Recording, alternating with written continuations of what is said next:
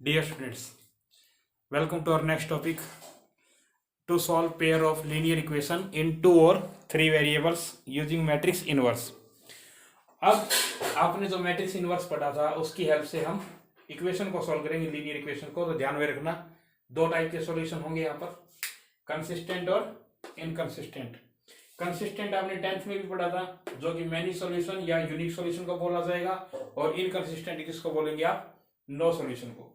अब इनकी कंडीशन क्या है? यूनिक सॉल्यूशन कहेगा कि इनवर्स निकालते time determinant of A zero नहीं होना चाहिए, डेटरमिनेंट ऑफ ए जीरो नहीं होना चाहिए, बाद में चाहे जितनी भी जीरो आ जाए, बस डेटरमिनेंट ऑफ ए जीरो नहीं हो। मैनी सॉल्यूशन कहेगा कि ए का डेटरमिनेंट भी जीरो होना चाहिए, और लास्ट स्टेप पर जब आप मल्टीप्लाई करेंगे एडजॉइंट ए इंटू बी की, वो भी जीरो होनी चाहिए। जबकि ये क्या कहेगा, नो सॉल्यूशन, ए का डेटरमिनेंट तो जीरो हो, लेकिन वो मल्टीप्लाई जो आप लास्ट स्टेप में इस इक्वेशन को करेंगे वो जीरो नहीं होनी चाहिए। अब देखिए इसको हम सोल्व कैसे करेंगे।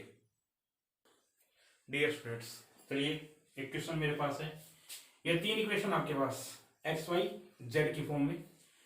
अब पहला काम क्या करता हूं, इससे तीन मैट्रिक्स निकालूंगा। आप ध्यान से देखना, एक मैट्रिक्स ए को निकालूंगा, एक मैट्रिक्स में एक्स को निकालूंगा, और सिमिलरली एक मैट्रिक्स में बी बनाऊंगा। ठीक है ना? इनके मैंने नाम रखे हैं ए एक्स बी। ए में क्या आएंगे? एक्स वाई जेड के कोफिशिएंट। तो बताइए फर्स्ट इक्वेशन में कोफिशिएंट क्या है? 2 1 1। अगले में क्या कोफिशिएंट है? 0 1 3। अब जीरो कहां से आया? एक्स नहीं है ना इसके पास, इसलिए एक्स के नाम का जीरो। और थर्ड इक्वेशन में कोफिशिएंट क्या है? 1 माइनस 2 1। क्लियर हुई बात? ए मैट्रिक्स में क्या लिखना है? कोफिशिएंट। एक्स मैट्रिक्स में क्या लिखना है? जो तुम्हें फाइंड करना, एक्स वाई जेड की वैल्यू फाइंड करनी है। और बी में तुम्हें क्या लिखना है? 7 11 0। ये जो राइट हैंड साइड है वो बी बन जाएगी।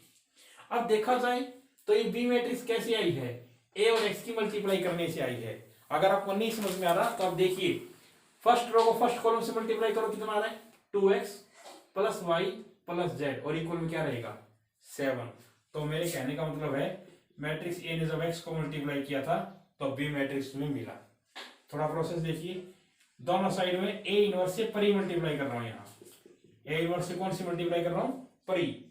तो ए इनवर्स और ए की मल्टीप्लाई क्या हुई? Identity, x as it is, और ये a inverse b. Got it?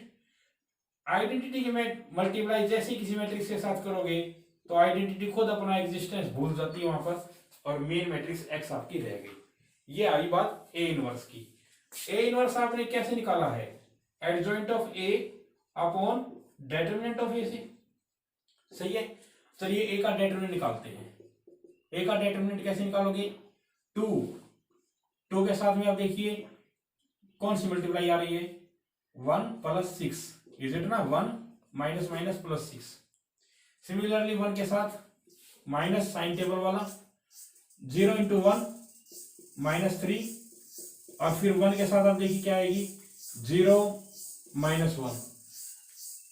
जैसे आप इसको सोल्व करेंगे तो इसको सोल्व करने पर 7 2 14 प्लस 3 माइनस 1, यानी कि आपको कितना मिलता है? 16। तो ये आपके पास ए का डेटरमिनेंट आ जाता है। अब देखिए हम इसका एडजॉइंट निकालते हैं। अब डेटरमिनेंट ऑफ ए जब आपका निकल जाता है तो मैंने क्या निकाला उसके बाद में? Adjoint of A. एडजॉइंट आप कैसे निकालते हो? मेरी लास्ट वीडियो में आप देख चुके हो। पहले आप सारे माइनर निकालोगे, फिर कोफैक्टर रखोगे, एलिमेंट को कोफैक्टर से आप रिप्लेस करेंगे, ट्रांसपोज देंगे तो आपको एडजॉइंट मिलता था। क्लियर है ना इतनी बातें? तो इसलिए मैंने आपको वो पूरा शो किया नहीं है।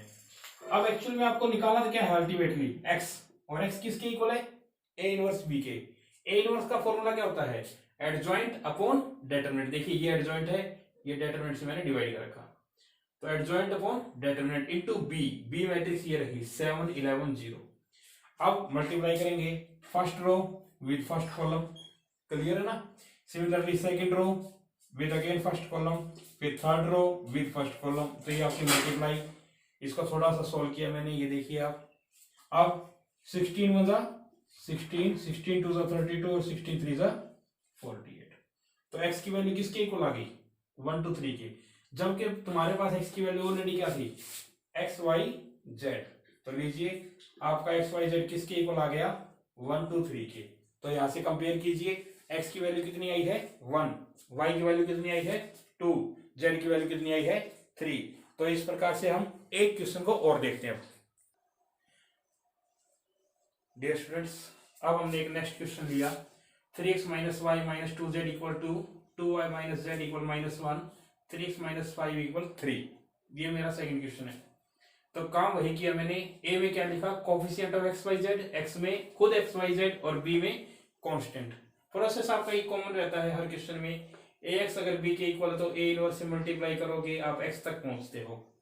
अब देखिए मेन बात जो देखने वाली क्या है इस क्वेश्चन में, पिछले क्वेश्चन की तरह मैंने सबसे पहले ए का डिटरमिनेंट निकाला जो कि अनफॉर्चुनेटली क्या आ गया, 0 आ गया। जैसे ही ए का डिटरमिनेंट यहाँ 0 आता है आपके माइंड में दो बात आनी चाहिए, या तो ये क्वेश्चन गया मैनी सॉल्यूशन की तरफ या गया ये नो सॉल्यूशन की तरफ। अगर मैनी सॉल्यूशन की तरफ गया तो ये कंसिस्टेंट है, और अगर नो सॉल्यूशन की तरफ गया तो ये इनकंसिस्टेंट है। चलिए, जो बातें भविष्य के लिए गर्म में है वो तो हमें पता नहीं, लेकिन हम काम करते रहेंगे। एडजॉइंट ऑफ ए निकाला मैंने, वैसे ही माइनर कोफैक्टर का यूज करके, ट्रांसपोज का यूज करके, ये मेरा एडजॉइंट ऑफ ए आ गया। एक्स क्या था, ए इनवर्स बी, और ए इनवर्स क्या है 1/a का determinant into adjoint into b. इसके अंदर पुट किया ना मैंने एक तरीके से। फिर ये मैंने सारी कैलकुलेशन की अपनी, और जैसे मैंने कैलकुलेशन की तो मैं यहां तक पहुंच गया।